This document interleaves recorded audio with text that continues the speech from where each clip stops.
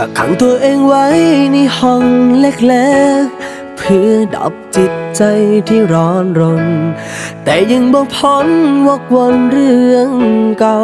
ในวันที่เจ้ากับเขาเฮ็ดอายไว้มันเร็วเกินไปที่ต้องจากแต่บ่อาจเหลือความหักของคนเร็วดึงจนด่วนเจ้ายังทิ้งไปได้แต่เลี้ยวมองเมื่อเจ้าจากหาเขาไปอย่างสงบ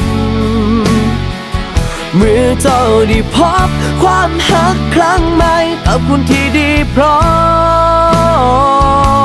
มทิ้มไว้แค่คำว่าจบสิบ่อาจลบจากใจที่จำยอมถึงบ่พร้อมสิยอมเจ็บที่เสียเจ้าไปบอกใจเจ้าของไว้ว่าจะไปบอกกลับ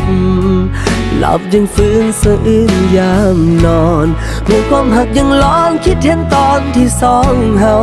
ในวันที่เจ้ากับเขาเฮ็ดอายไว้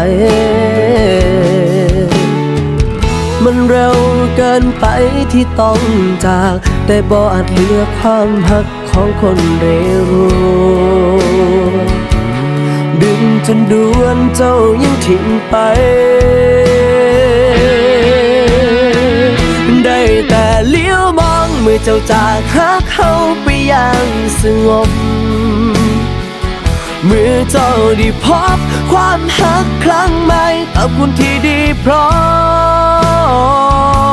มทิ้มไว้แค่คำว่าจบสิบ่อาจลบจากใจที่จำยอมถึงบ่พร้อมสิยอมเจ็บที่เสียเจ้าไป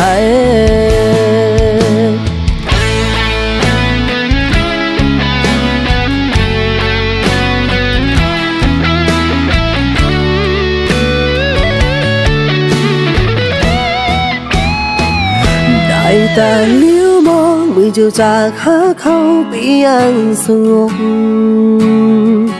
เมื่อเจ้าได้พบความรักครั้งใหม่กับคนที่ดีพร้อมทิ้มไว้แค่คำว่าจบสิบ่อาจลบจากใจที่จำยอมถึงบ่พร้อมสิยอมเจ็บที่เสียเจ้าไป